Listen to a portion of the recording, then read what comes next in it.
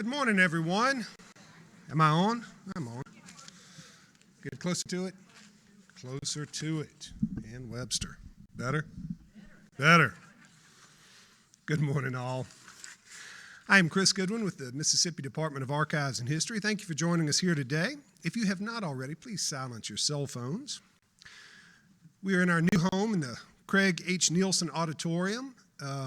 One of the nice things about being in this new space is that we can accommodate all of you. Welcome. Another nice thing is that it's much easier for people who need to eat lunch on their lunch hour to do so and come to this program. There's the Nissan Cafe by Fresh Cut down the hall. They set up outside and sell sandwiches and salads. So tell your friends that that's something that is easier than ever. And next door to us is the Mississippi Museum Store. That's where the books for all of our programs are sold. And if you have not seen it yet, this beautiful catalog that accompanies the exhibit upstairs is available for $16 over there. You can buy copies of it all day long. And one of the other things that this new space allows us to do is to finally live stream video of these programs. So if you have not already, you can find those on Facebook. Last week we had about 130 folks actually here, but we had more than 500 views of the video since then. So it's a great way for folks who can't make it to be able to access the programs. A few things to tell y'all about. On Tuesday, February 27th at the Old Capitol Museum, Paula J. Giddings, author of the biography Ida, A Sword Among Lions, will present Ida B. Wells and the Campaign Against Lynching. A reception and signing will begin at 5 p.m. and the lecture at 6 p.m. It's going to be a great program co-sponsored by our friends in the Mississippi Humanities Council. Then the annual meeting of the Mississippi Historical Society will be held in this space March 1st through 3rd. Some of the session titles are The State of the Home of the Blues, The Long Civil Rights Movement in Mississippi, Mississippi in World War I, and Mississippi Women's Suffrage. There are mailer brochures on the table back there that have the full schedule and information about how to register. Please pick one of those up. And I hope that you'll join us next week when Davy Anderson will be our speaker. He is the author of Emmett Till, The Murder That Shocked the World and Propelled the Civil Rights Movement. It was published last year by University Press of Mississippi. It's been really well received. One change to the program: this room is unavailable next Wednesday. It had already been booked, so we will be still in this building, but down the hall in the community room. So you'll come in the same way, go past the Nissan Cafe, and down past the lockers at the right. Today, we are delighted to have Mary Lohrenz with us to present Mississippi Quilts, a patchwork of history and art. Mary Lohrenz holds a BA in History from the College of William and Mary and an MA in American History and Museum Studies from the University of Delaware. From 1982 to 1998, she was curator of collections for the Old Capitol Museum of Mississippi History, then curator of the Mississippi Governor's Mansion through June of 2012. Lohrenz has served on the board of directors of the Southeastern Museums Conference and is a past president of the Mississippi Museums Association.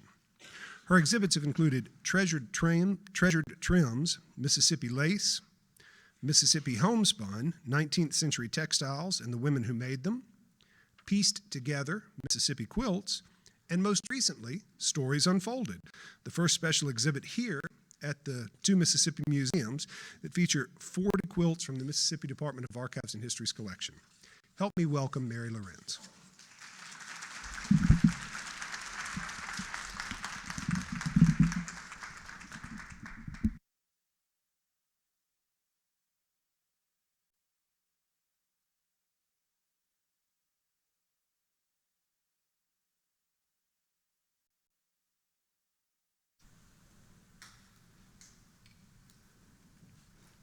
Okay, can you hear me?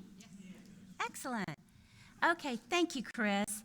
And thank you for inviting me to speak today to you about the Stories Unfolded exhibit. I appreciated so much the opportunity to curate the Stories Unfolded exhibit for the Mississippi Department of Archives and History. And I want to acknowledge in particular two MDAH staff persons for all their work on the exhibit and catalog. Barbara McClendon, is she here? Yes, okay, in the back, Barbara McClendon, MDAH Exhibits Curator, and Maddie Miller, she's in the back too, MDAH exhibit specialist. Yes, give them a hand.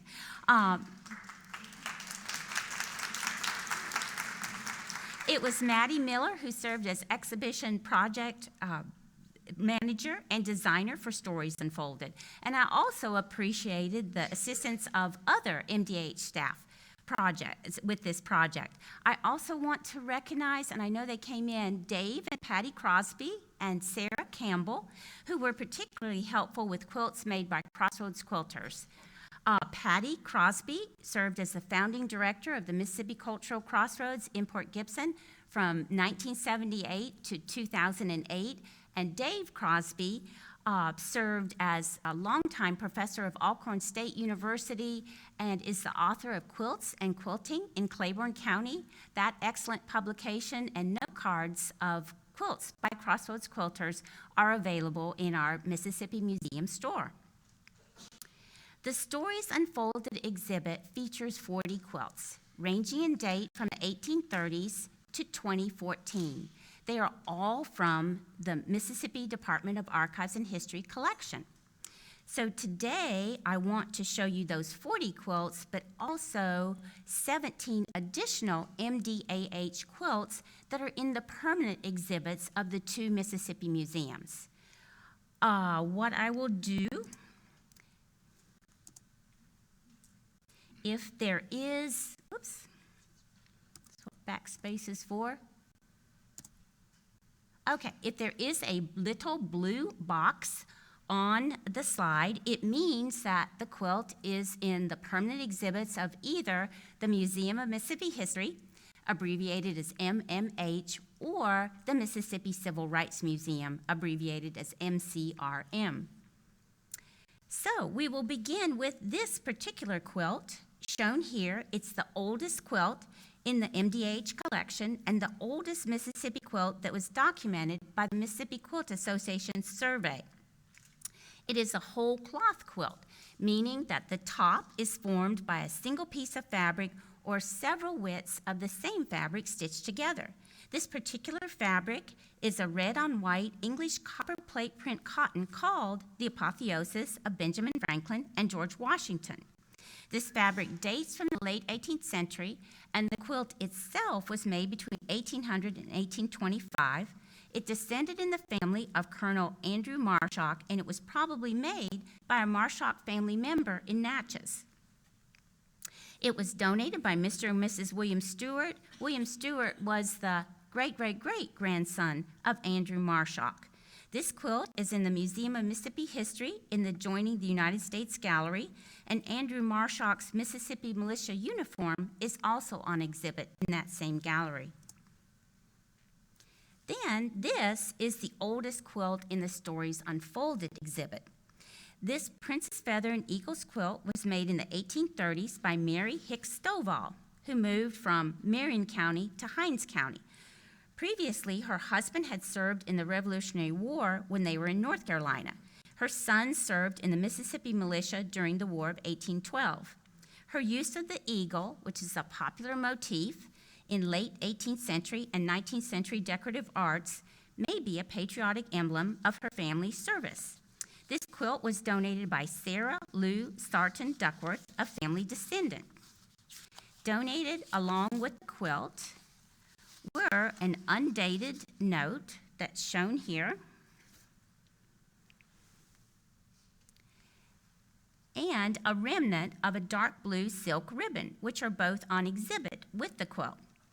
This quilt may have been awarded a ribbon for Best Antique Quilt, a category used in state and county fair competitions beginning in the early 20th century. Interestingly, there is an early 20th century postcard of a Marion County fair in Columbia in the MDAH collection. And shown on this slide is this postcard, which is labeled Courthouse, Marion County Fair, Columbia, Mississippi. And that courthouse pictured was built in 1905. Then another princess pattern Princess Feather pattern quilt, this one in red and brown, and the brown fabric was originally a dark green that has lost its original color. Green was a difficult color to obtain in a color-fast way in the 19th century. This quilt was made by enslaved women, 1860s, for Anne P. Carr Roper Cogburn on the Cogburn plantation in Montgomery County, Alabama. Anne Cogburn gave the quilt to her daughter, Sally Cogburn Thorne, who moved with her husband and family to Sunflower County, Mississippi. It was donated by Robin Whitfield, husband of Myrtle Thorne Whitfield, a great-granddaughter of Anne Cogburn. Chintz was a cotton fabric printed with a large-scale floral design that was often glazed with wax, resin, or starch to make it shiny. Cut-out chintz quilts were made by cutting out and appliquing motifs of chintz to a top that was typically white. This cut-out chintz quilt was made in the 1840s by enslaved women for North Carolina native Lucy Hatch Whitfield on the Magnolia plantation in Hinds County. It was then given in 1848 to her daughter, Sally Whitfield Griffith, as a wedding gift. This quilt exhibits expert workmanship both in the applique, the decorative embroidery around the applique, and the quilting stitches, which are 10 to 11 stitches per inch. It was donated by Price family members who are descendants of the original owner, Lucy Hatch Whitfield. In the early 19th century, some chintz was printed in panels specifically for quilters to cut up and use in their quilts. This cut-out chintz quilt here uses such fabric. An English block-printed chintz called Hunt Cornucopia. There's a detail of it. The design has a hunter's horn, shield, bow, and quiver of arrows. The quilt top was made in Muskogee County, Georgia, by Priscilla Banks Butt in 1834, and then expertly quilted by enslaved women at 11 stitches per inch. The quilt was made for Priscilla's daughter, Georgia, who later married and settled with her family in Columbus, Mississippi. The quilt was donated by sisters Lilla Roseman and Merrill Thomas, descendants of Priscilla Banks Butt, and it is in the Museum of Mississippi History in the Cotton Kingdom Gallery. This quilt was made in the 1840s by Millie's Lake, an enslaved woman in the household of the William Lake family in Grenada, which at that time was part of Yallowbusha County. Millie's Lake was a highly skilled seamstress, as evidenced by the fine quality of stitching and quilting. It is the honeycomb pattern of pieced hexagons arranged in a very striking diamond mosaic design. The applique border, and I'm sure you know what the border is all around here. There's a detail. The applique border is what is called a stepped pyramid style, a style that has been documented on other mid-19th century quilts that were made in Maryland. William Lake and his wife were both natives of Maryland who settled in Mississippi. By 1838, William Lake had established a profitable dry goods store in Grenada. This quilt descended in the William Lake family and was donated by descendants to the Grenada Historical Museum, and then later donated to the Mississippi Department of Archives and History. It is in the Museum of Mississippi History in the Cotton Kingdom Gallery. This quilt, made by enslaved women circa 1860, was made for the Wilson and Lucinda Owens Lewis family of Copiah County. It is the flower basket design, where the baskets have been pieced from alternating red and green diamonds and then appliqued to the white cotton top. For the flowers, the red circles have been gathered in a ruching technique, and the yellow center stuffed to give it a three-dimensional effect. The quilt was donated by Mamie Fairley Wilson, a granddaughter-in-law of Lucinda Lewis. This circa 1860 quilt was made by Nancy Greer McCoy in Choctaw County, or her daughter-in-law, Lucinda McCoy, in Winston County. The family called it the orange blossom pattern. It is often called the love apple or pomegranate pattern. It was donated by Gray Oldham Layton, a great-great-granddaughter of Nancy Greer McCoy. It is in the Museum of Mississippi History in the Joining the United States Gallery, How We Live. It's on the rope bed that is behind the log cabin model. This four-patch pattern quilt was made 1860s, 1870s by Mary Ann Bauman Nichols of Marion County. It's made from scraps of cotton and wool fabrics, some hand-woven by Nichols from her hand-spun, home-dyed yarn. This quilt contains examples of 19th-century linsey, a coarse combination cloth woven from a cotton warp, and a woolen weft that was used for clothing. Recycled linsey clothing or scraps left over from the making of linsey clothing could be used to piece a heavy utilitarian quilt like this one. It was donated by Quitman Sochet, who was given the quilt by his mother, who'd been given the quilt by the maker, Mary Ann Nichols. Another utilitarian quilt. This is a whole cloth, reversible quilt of hand-woven cotton. The top is a checked pattern, and the backing is a striped pattern. It was made in the 1860s by Carolyn Hall Stuart of Smith County and donated by her daughter, Leona Stewart Hunter.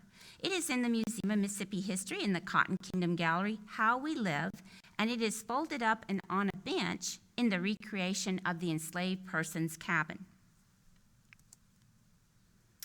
This sunburst quilt was made 1850 to 55 by Margaret Evelina Jack Scott of Kemper County, and it uses all sorts of fashionable mid-19th century printed cottons. All the printed fabrics would have been purchased, but the plain white cotton fabric, the carded wool filling, and the white cotton thread used for the quilting may well have been produced on the family's large and prosperous plantation, which had a thread and cloth factory, a cotton gin, a grist mill, a sawmill, a whiskey still, a tannery, and a shoe shop. The oral family tradition is that this quilt was awarded a blue ribbon at the first Kemper County Fair, held in DeKalb in 1855.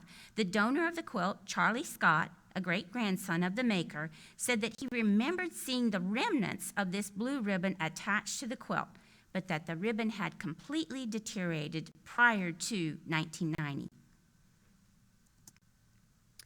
The next three quilts, all dated circa 1870, were made by Narcisa Irwin Black, a white seamstress, and Chaney Scott Black, an African-American weaver, who quilted together in McNairy County, Tennessee. They lived just a few miles north of the Mississippi border. Besides the quilts, the original diary kept by Narcisa Black from 1861 to 1886 is in the Mississippi Department of Archives and History collection. Narcissa's diary records the textiles, quilts, coverlets, and all types of clothing that she and Chaney produced together. There are many references to carding, spinning, weaving, dyeing yarn and cloth, quilting, and the making of clothing and household textiles from both hand-woven and factory-woven cloth. Chaney worked first as an enslaved person and then as a free person. The diary is a remarkable record of the business relationship and friendship between these two women during and after the Civil War. When the Ku Klux Klan threatened Chaney's son Albert in September 1870, he hid in Narcissa's home. Narcissa's last diary reference to Chaney was September 17, 1872. By 1880, census records show that Chaney and her family, Chaney, her eldest son Porter, his wife Mary, and her son Albert, had all relocated to Pulaski County, Illinois. Many other formerly enslaved persons relocated to Pulaski County, Illinois, in search of a better life there. And by 1900, this county, Pulaski County, Illinois, had become the largest African-American community in the rural North. Shown here is the family Bible page from the diary recording the date of birth of Chaney and her sons Porter and Albert.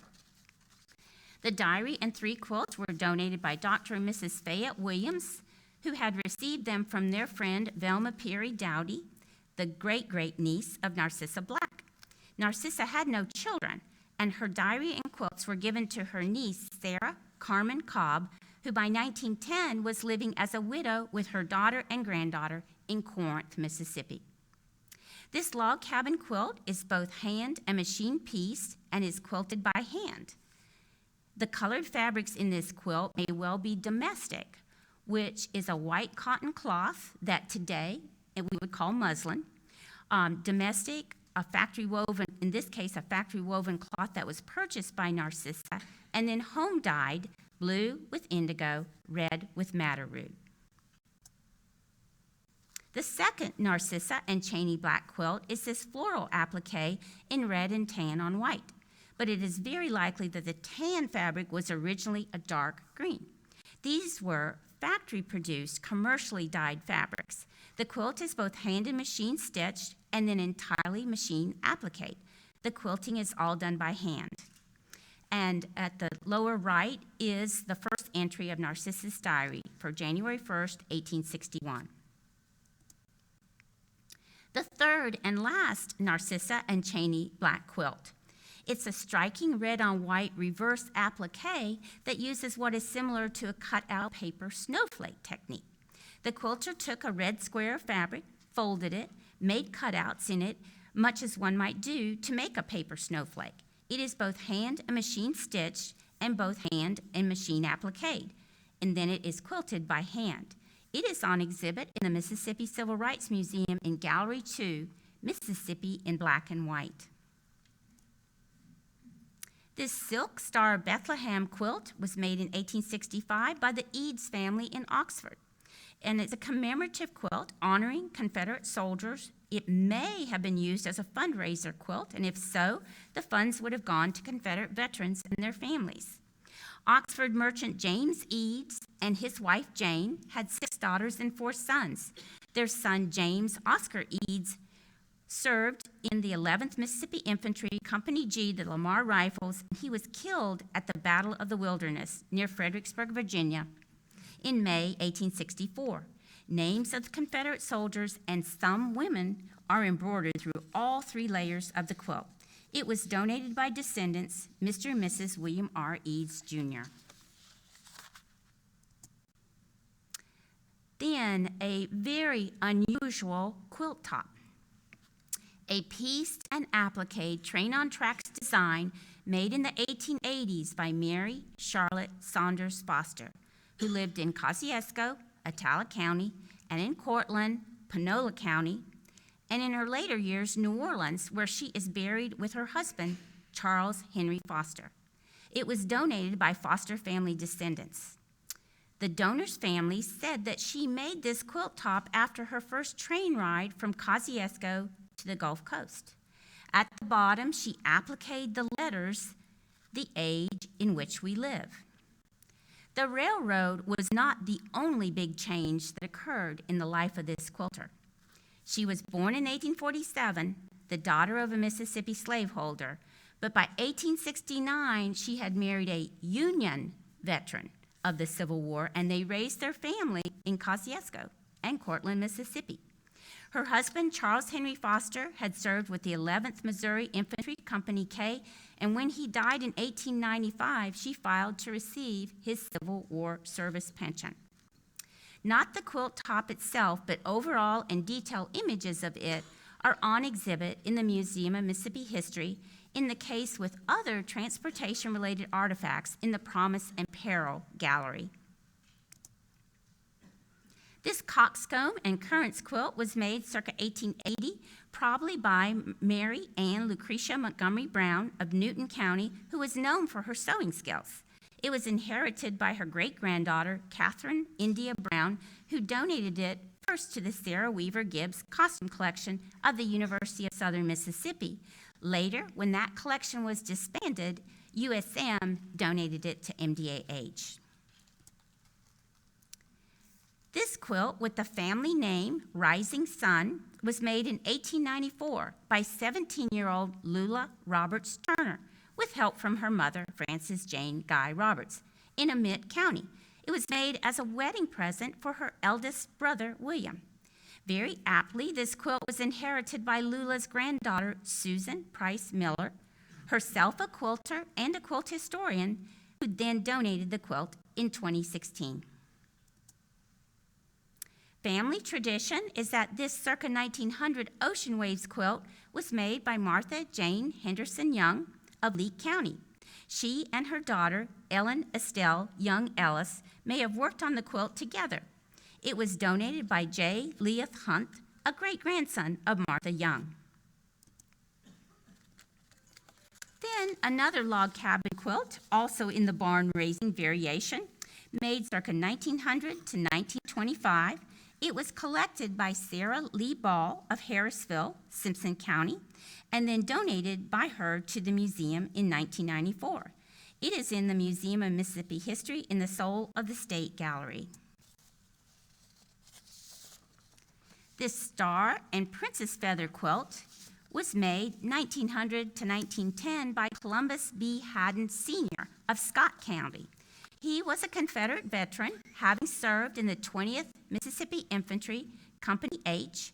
This quilt is entirely machine appliqué, and the stars and feathers have been stuffed with cotton batting to make them three-dimensional. The cotton batting filling is very thin, and this quilt is machine quilted, not hand quilted. It was donated by the maker's granddaughter, Miss Mary Grace McNair, and it is in the Museum of Mississippi History in the Soul of the State Gallery. This variation of the Delectable Mountains pattern quilt was made circa 1900 by Eugenia Smith DeVault Hodnett of Water Valley. She used plain cotton tobacco bags. These would have been small cloth bags that smoking tobacco came in, as well as other plain sacking from flour and feed sacks, and then cut triangles from bright red fabric to make her quilt. It was donated by Oscar and Callie Hodnett Steen, and she was the maker's granddaughter. Next, an unfinished quilt top by Mary Seaman Minger of Clinton in the Rose of Sharon pattern. The lower right photo shows the back of the top where the muslin was slit so that the rose design could be stuffed with cotton batting for a three-dimensional effect, a technique called trapunto. In December 1916, Mary Minger was fatally burned.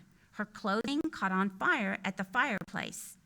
With great sentiment, her family carefully preserved her unfinished quilt top and also the muslin border, the leftover scraps of green and pink fabrics, and even the green and pink spools of thread that she was using, and they were donated by her great-grandson, W.R. Withersby. These spools of thread are on exhibit in the Tools of Trade section of Stories Unfolded. Mary Seaman had married a fellow German immigrant, Emil Minger, who became a music professor at Hillman College in Clinton. The circa 1883 carte de visite of Mary Seaman Minger, shown in this slide, is actually on exhibit in the Museum of Mississippi History in the immigrant section of the World Remade Gallery. This Bismarck pattern quilt was made in 1916 by a group of women in Wilkinson County as a wedding gift for Rosa Theodore, her nickname was Theo, Poole, who married John Hugh Rogers. It was donated by Molly Rawlings Rushing, a granddaughter of Theo Poole Rogers. It is an album or friendship quilt with the names of friends and family members embroidered on the 16 blocks. This pieced and appliqued Rocky Mountain Road quilt was made in the 1860s by Elizabeth Gilmore Spencer and her daughter, Mary Josephine, on their Jasper County farm. It was donated by descendant Alla Louise Graham Holofield, and it is in the Museum of Mississippi History in the Soul of the State Gallery. Then a 20th century example of the same pattern, Rocky Mountain Road, made in the 1930s by Alice Virginia Adams Scott of Meridian for her son Charlie, although she did not give it to him until after he was married in 1947. To preserve the quilt, Charlie Scott and his wife did not use it. Instead, they only displayed it on special occasions until donating the quilt in 1992. Trip Around the World was a popular 1930s pattern, shown here in a 1932 quilt made by Clara Carr Bryant of Pine Valley. The maker had her daughter purchase matching prints and solids for her to use to make the quilt. That daughter, Margaret Clyde Bryant Everett, inherited the quilt and donated it. The 1930s Rocky Mountain Road quilt and this 1932 Trip Around the World quilt were made from purchased matching fabrics, and both of these quilts were not really used, even though they are Depression-era quilts. Instead, they were preserved as special family keepsakes. So contrast those with this, for example. A couple of what we'll see are well-worn, heavily used 1930s quilts that were pieced from fabric scraps and sacking. The sacking fabric that was used to package flour, sugar, tobacco, and animal feed products was often recycled to make quilts, clothing, and other household textiles. Like this quilt. It was made in the 1930s by Biba Johnson, an African-American quilter of Wilkinson County. Born in 1883, she was named after her great-grandmother, Biba May, who was an enslaved woman in Maryland and later Virginia. Biba May's daughter, Tomsey, was sold to the John Phipps family in Wilkinson County, Mississippi, and became the plantation seamstress. Tomsey had 2 sons by John Phipps, and one of those sons, Isaac, married Virginia Dawson. Isaac and Virginia Phipps were the parents of quilter Biba Johnson. Biba and her husband, Henry, raised 8 children on their farm. Biba Johnson died in 1983 at the age of 100, and she had passed her quilting skills down to 2 of her daughters, Annie Dennis and Emma Russell, who both became noted quilters. Biba Johnson and her daughters, Annie Dennis and Emma Russell, were some of the many African-American quilters interviewed and photographed by Roland Freeman, a nationally known photographer in Washington, D.C. They are featured in his 1996 book, A Communion of the Spirits, African-American Quilters, Preservers, and Their Stories. For the quilt shown here, which she called the slave chain pattern, Biba Johnson skillfully used unbleached muslin sacking as well as colorful printed sacking. It was donated by Roland Freeman. Then the popular double wedding ring pattern made in the 1930s by Lillian Turner Terry of McAdams, Atala County. Like Biba Johnson, she used a variety of sacking materials to make her quilt. The interlocking circles of this double wedding ring are similar to the interlocking ovals of Biba Johnson's slave chain. This quilt was donated by the maker's daughter, Lena Terry McElwain, and it is in the Museum of Mississippi History in the Bridging Hardship Gallery. This 1950s Fish Star quilt is also by Biba Johnson. It's for the backing and binding, she used flour sacking. And in particular, some of it is marked Omega. Omega means enriched flour. Enriched flour was available after 1941. And it was donated by Roland Freeman.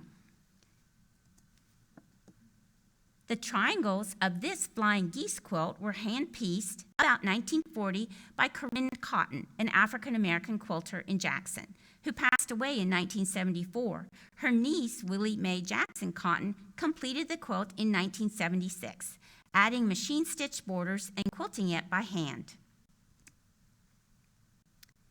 This circa 1940 dub at the Crossroads Quilt was most likely made by Sarah Surratt Johnson of Sherman, Pontotoc County. She used some printed cottons, but mainly home-dyed sacking fabrics. The solid color fabrics are sacking that she has dyed in orange color, solid orange color, and a solid blue color that has faded to gray.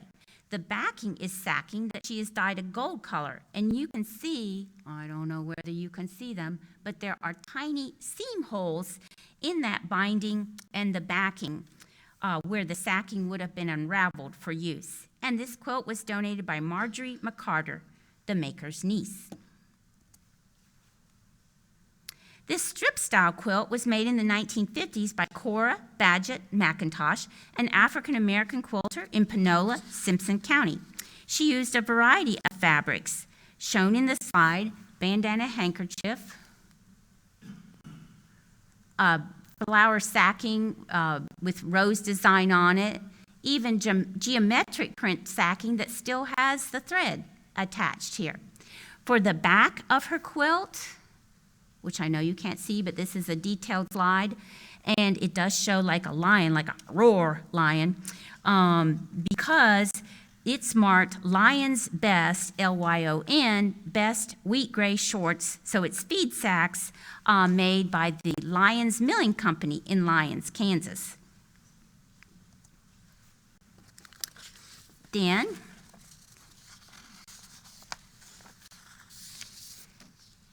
a 1950s quilt made by Evelyn Elizabeth Little, that's not a mistake. I'm showing maiden and married names when they exist. She married Douglas Ray Little, who was her second cousin. She lived all her life very close to Carpenter, Copiah County, and it is a spider web pattern using small strips of various fabrics, including, as shown in this slide, see the fringed leather legs? Fabric, a novelty Davy Crockett print fabric that was produced after the popular 1955 Disney movie, Davy Crockett, King of the Wild Frontier. It was donated by the maker, Evelyn Little, an award-winning quilter and fellow of the Craftsmen's Guild of Mississippi, who passed away just last year, April 29, 2017, at the age of 100. This 1976 or so quilt in the sawtooth pattern was pieced by Roger W. Lovett, a World War I veteran, and then assembled and quilted by Mary Green Peden, both of Philadelphia, Mississippi.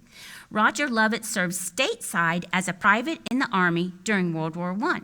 But from July 1922 to June 1923, he was in the Mountain Branch Home for Disabled Volunteer Soldiers in Johnson City, Tennessee, for treatment of active tuberculosis, and that is where he would have learned to piece quilts.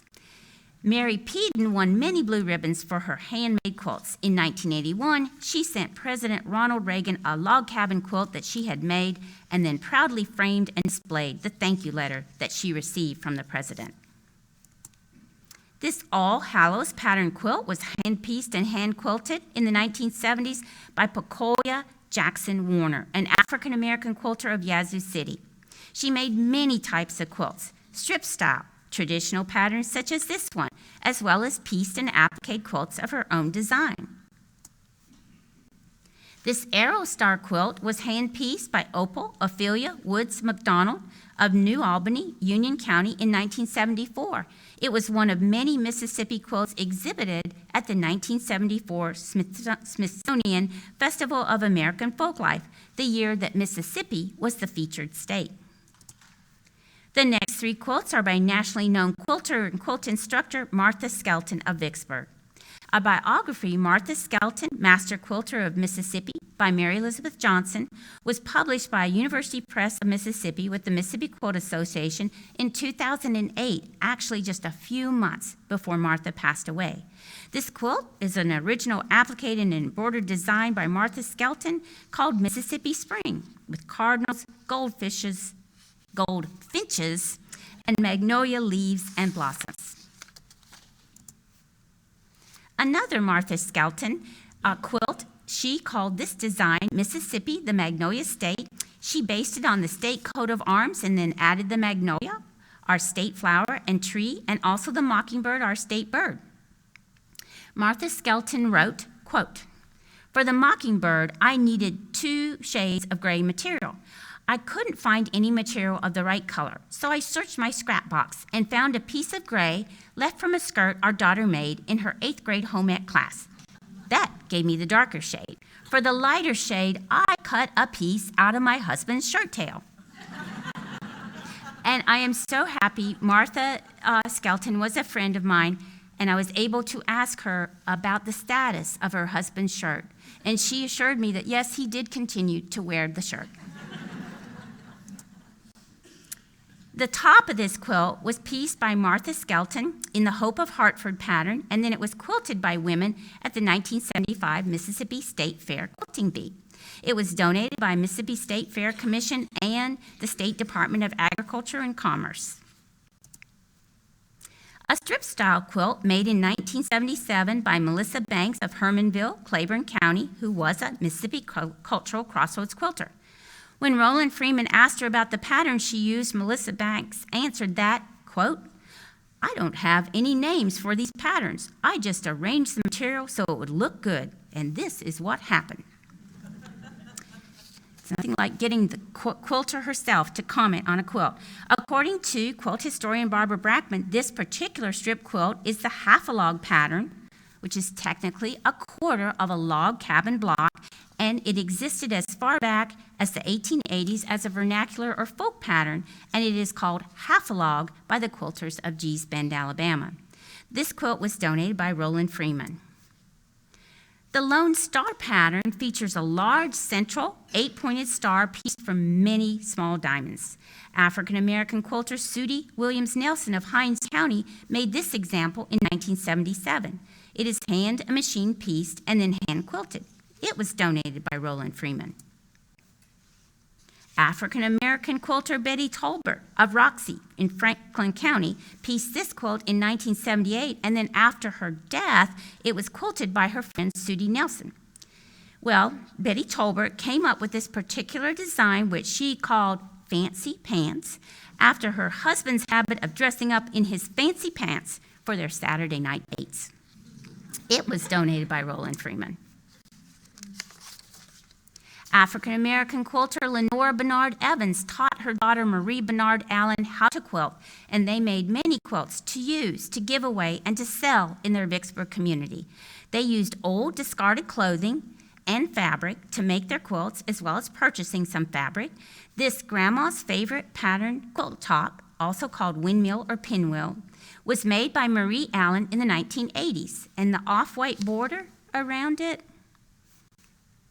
here or in the detail there, it is actually not used clothing. It is a used painter's drop cloth. This quilt top and 21 other quilts and quilt tops made by Marie Allen and Lenora Evans were donated by David and Patricia Crosby. Quilter Annie Johnson Dennis of Wilkinson County, daughter of quilter Biba Johnson, made not only traditional pattern quilts, but quilts of her own original design, since this is 1984 quilt with appliqued and embroidered designs of persons, animals, and flowers. It was donated by Dr. and Mrs. Warren C. Lowe. Annie Dennis made this traditional pattern octagonal star quilt about 1975, and it contains printed sacking with a floral and geometric design, as well as plain off-white sacking and a sacking that has a narrow woven red stripe in it. It was donated by Roland Freeman. Then the same pattern, octagonal star, you see in this quilt, but the blocks have been set on point, which means they've been turned at a 45-degree angle, so that if there is sashing in a quilt, which the sashing, you don't have to have sashing, but it would be the strips that go between the blocks. If a quilt is set on point and it has sashing, the sashing will be diagonal, as in this case. This quilt was made in the 1880s by Ellen Cynthia Leah Bailey and/or the two nieces she raised in her Oxford home, Sally and Ellen Bailey. It was donated by Sally Stone Trotter, granddaughter of Sally Bailey Bryant, and it is in the Museum of Mississippi History in the Soul of the State Gallery. This quilt was pieced and appliqued by Sarah Mary Johnson Taylor and quilted by her aunt, Pecolia Warner, both noted African-American quilters of Yazoo City. Sarah Mary Taylor became famous for her original applique quilts. She was even commissioned to make an original hand quilt for the 1985 movie The Color Purple, based on the novel by Alice Walker. Another outstanding and nationally known quilter was Hardesine Gray Rankin of Lorman. She passed away in 2010. In 1988, she began teaching as a master quilter at Mississippi Cultural Crossroads. In 1997, she received a National Heritage Fellowship from the National Endowment for the Arts. This is our nation's highest award for excellence in traditional art. When she was 10 years old, in 1939, her father, Denver Gray, was shot and killed by a white man, Pharaoh Humphrey, who bragged about the murder and was never prosecuted. Years later, in 1993, Hardesine Gray Rankin made the story quilt shown here entitled After My Father's Funeral. It depicts her family who have just buried her father, leaving their home to live with her great-grandfather, Joe January. This quilt is in the Mississippi Civil Rights Museum in Gallery 2, Mississippi in black and white. Then this bright and striking quilt made by Hardesine Rankin, her original design she called African Sunburst. She made a number of quilts using her sunburst pattern of triangles in alternating directions. It's here. Which she said she created after looking out her window and watching the sun break through the clouds. For this particular quilt, she used kente cloth. Here, she cut it all up, which is a traditional African cloth woven in narrow strips, which had been given to her by her friend Constance Keith Alford, who purchased the quilt and later donated it. A Wheel of Fortune pattern quilt made in 1999 by another longtime member of the Crossroads Quilters, Mary Ann Newland Norton. She became the first white quilter to participate in Crossroads Quilters, and she encouraged others to do so. In 1996, she demonstrated quilting at the Smithsonian Festival of American Folklife in Washington, D.C. Frugal Marion Norton preferred to use her available scraps of printed as well as white and off-white fabrics for this award-winning quilt, which she named Scraps of the 90s. It was donated by her daughter, Janice Norton Law. This machine quilted wall hanging was made in 1995 by Mary Jane Short Wilson of Sardis. She had studied Panola County history and published indexes to Panola County marriages and obituaries. She used her knowledge of Panola County history to create this 1850 map of her home county and later donated it to MDAH. We saw quilts earlier by nationally known Martha Skelton and Hardesine Rankin. Here is another nationally known quilter, Gwendolyn McGee of Jackson. She passed away far too soon at the age of 67 in 2011. She won many prestigious awards, including a Ford Fellowship, a Governor's Award for Excellence in the Arts. She was known for her stunning original art quilts, abstract art quilts, and narrative art quilts about the African American experience, telling the story of her people. This quilt, made in 2004, she entitled Lift Every Voice and Sing. McGee said she based it on what has become known as the National African American Anthem. It is in Mississippi Civil Rights Museum in Gallery 6, I Question America, inside the Church Theater. This quilt, 86 Lashes to Go, was made by Gwendolyn McGee in 2010 as part of what she entitled her Slave series. Each quilt in the series graphically portrays the horrors of American slavery. She included a box of salt. In the border, there's a detail. Because salt was sometimes rubbed into the lashed skin to inflict even more pain. It is in the Mississippi Civil Rights Museum in Gallery 1, Mississippi's Freedom Struggle. This quilt, Not Tonight, was made by Gwendolyn McGee in 2007. It shows a man ready to protect his family and home as a Ku Klux Klan cross burns just outside the window. It is in the Mississippi Civil Rights Museum in Gallery 7, Black Empowerment. It is mounted up really high across from the Vernon Damer exhibit. This quilted wall hanging was made by Geraldine Christine Nash of Port Gibson, specifically for the 2009 exhibit Quilts for Obama, an exhibit celebrating the inauguration of our 44th president, held at the Historical Society of Washington, D.C. Her quilt is entitled, The Hands That Pick the Cotton Now Help Pick Presidents. In 1969, Charles Evers was elected mayor of Fayette, Jefferson County, and he popularized the civil rights era slogan, Hands That Pick Cotton Now Pick the Mayor. This quilt is machine pieced, hand appliqued, hand embroidered, and machine quilted. And it does use, there's a deal, it uses real cotton bolls. Geraldine Nash was taught quilting by Hardesine Rankin at Mississippi Cultural Crossroads, and she soon became a very active and award-winning member of the Crossroads Quilters. In 1996, she demonstrated quilting at the Smithsonian Festival of American Folklife and also at the Cultural Olympiad in Atlanta. She continues to make, sell, and exhibit her quilts and teach quilting. This string quilt was made in 2014 by Tammy McGrew of Port Gibson. The blocks of machine piece strips are arranged to form an overall diamond design, and then it's been hand quilted by Tammy McGrew. She was a student of master quilters Geraldine Nash and Gustina Atlas at Mississippi Cultural Crossroads and became a master quilter herself. She was one of only 25 quilters, along with Martha Ginn of Hattiesburg, whose work was chosen for the exhibit, The Sum of Many Parts, 25 Quilt Makers in 21st Century America, which traveled throughout China 2012 and 2013. Tammy McGrew continues to make, sell, and exhibit her quilts and to teach quilting. This 2016 Millstone Quilt was machine pieced by Riola Rogers Hollins and hand quilted by Susan Rogers, both active members of the Tutwiler Quilters.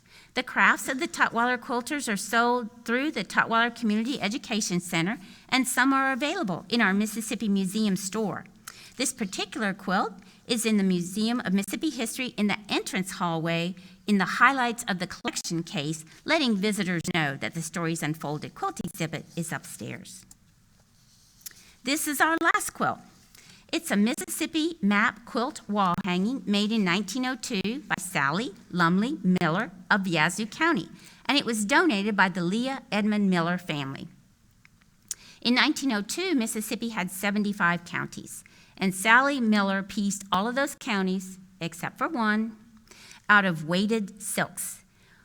Weighted silks, popular late 19th, early 20th century, were weighted with metallic salts to make them shinier and more lustrous. The problem was that over time, the metallic salts caused the silk to deteriorate and eventually shatter. And that is why the Mississippi Map Quilt is exhibited flat in an enclosed case. The one county that Sally Miller did not make from a weighted silk was her home county of Yazoo. There it is. She made it out of sturdy maroon velvet, and it is still going strong. I would like to close with this collage of Mississippi quilters with the Mississippi Map Quilt. It symbolizes the rich and diverse heritage of Mississippi history and Mississippi culture that's represented in quilts and their makers. And it is a rich and diverse heritage to understand, to appreciate, to learn from, and to be inspired by. Thank you.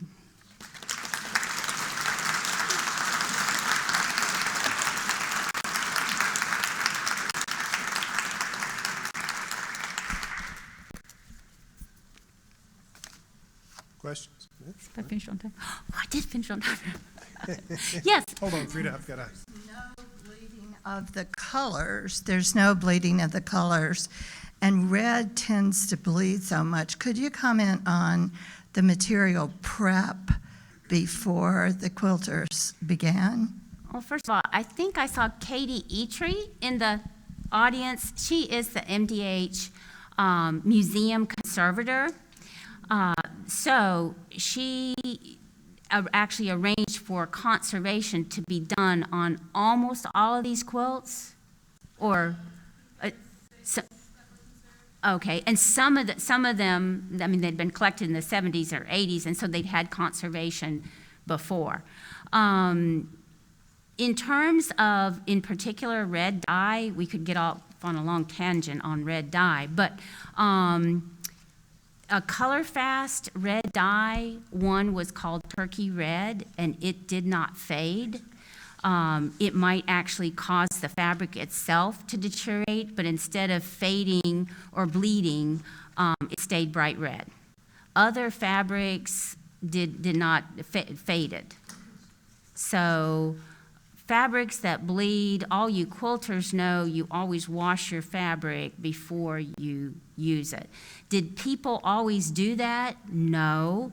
That cutout chintz quilt that I showed you at the beginning with the 9 rosettes, Lucy Hatch Whitfield, made by enslaved women, it still has, when we go upstairs to see it, you can still see some of the glazing on it. So it was never washed. So just, Fabrics will bleed, yes. Wither. I'm sorry? Oh, yes, yes. Right, and even though it was conserved, you can still see that. The slave chain quilt made by Biba Johnson in the 1930s, some of the fabrics she used did bleed. Look for some pink streaking on it. Thank you.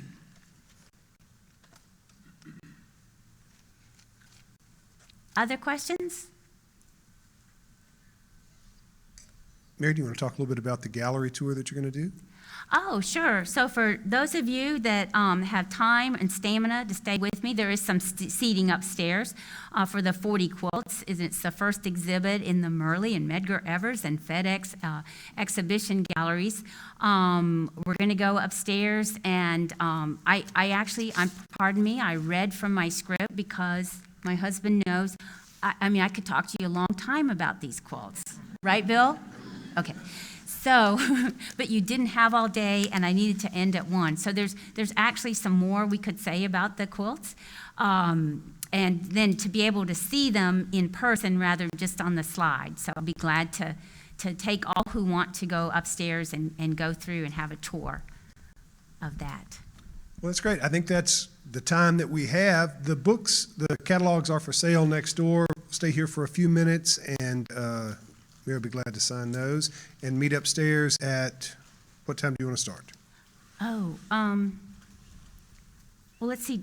People may need to have a rest break, so-called rest break or whatever, so should we start like in 15 minutes, like at 1:15? So the elevators are outside these doors here across the way. You can go straight up, or there's a staircase over there. We'll meet upstairs at 1:15, and Mary will lead us on a gallery tour of Stories Unfolded. Thank you all for coming today. Help me thank Mary Lohrenz, and I hope we see you back here next week. Thank you.